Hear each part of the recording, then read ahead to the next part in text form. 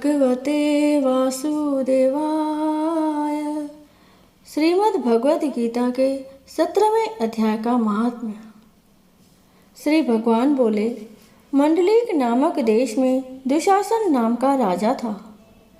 एक राजा किसी दूसरे देश का था, जिन्होंने आपस में शर्त बांधी, हाथी लड़ाए और कहा, जिसका हाथी जीते सो यह अमुक धन लेवे।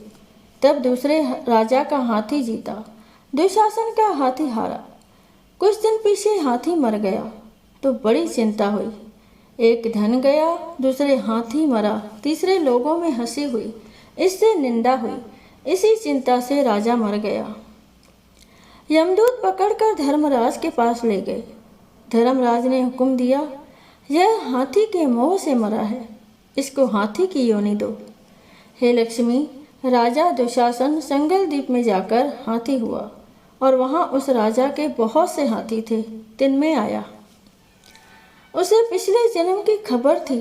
मन में बारंबार वह पछतावे कि मैं पिछले जन्म में राजा था, अब हाथी हुआ हूँ। बहुत रुदन करे, खावे पीवे कुछ नहीं। इतने में एक साधु आया, जिसने राजा को यह श्लोक सुनाया। राजा बड़ा प्रसन्न हुआ और बोला, हे संत जी, कुछ मांगो। उसने कहा, मेरे पास सब कुछ है, एक हाथी नहीं है। राजा ने सुनकर वही हाथी दिया। ब्राह्मण अपने घर ले आया, दाना रावत दिया, वह खावे नहीं, पानी भी नहीं पिया, रुदन करे। मन में सोचा, कोई ऐसा होवे जो मुझे इस योनि से छुड़ावे।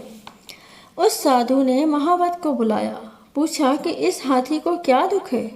खाता पीता कुछ नहीं। महावत ने देखकर कहा, इसको कुछ रोग नहीं है।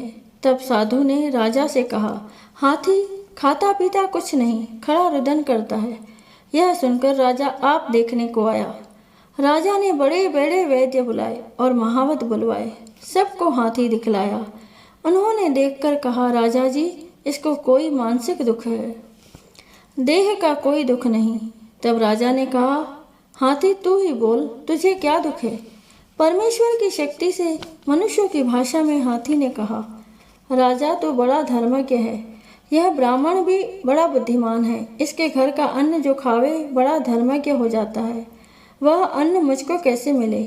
तब साधु ने कहा, हे राजा, अपना हाथी फेर ले। राजा ने कहा, दान दिया मैं नहीं फेरता, यह हाथी मरे या जिए। तब हाथी ने कहा, हे संत जी, तू मत कर, तेरे घर में कोई गीता की पोथी हो तो मुझे 17वें अध्याय का पाठ सुनाओ।